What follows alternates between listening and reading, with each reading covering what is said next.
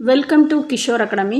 இந்த வீடியோவில் 10th standard first mid term test 2024 English கொஸ்டினோட ஆன்சர்ஸ் பார்க்க போகிறோம்.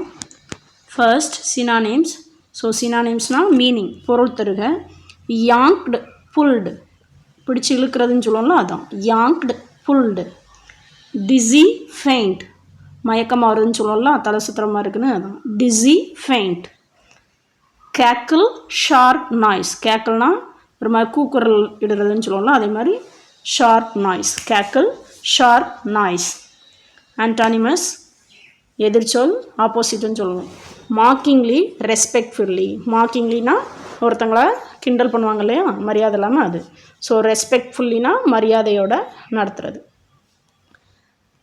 கிரஃப்லி, ஹாப்பிலி. கிரஃப்லினா ஒரு மாதிரி முரட்டுத்தனமாக ஒரு அன்பு இல்லாமல் பேசுகிறது தான் அப்படி சொல்லுவாங்க. ஸோ ஹாப்பிலினா ரொம்ப சந்தோஷமாக. இண்டிக்னன்ட், காம். இண்டிக்னன்ட்னால் நமக்கு பிடிக்காத ஒரு விஷயம் நடக்கும்போது ஷாக் ஆகிறதோ இல்லை கோவப்படுறதோ அந்த மாதிரி ஒரு சிச்சுவேஷன் தான் இண்டிக்னன்ட். ஸோ இங்கே அதுக்கு ஆப்போசிட் காம், அமைதியாக இருக்கிறது.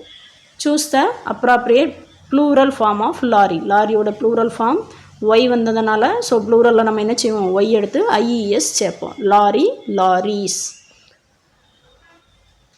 Fill in the blanks by choosing the most appropriate prepositional phrase.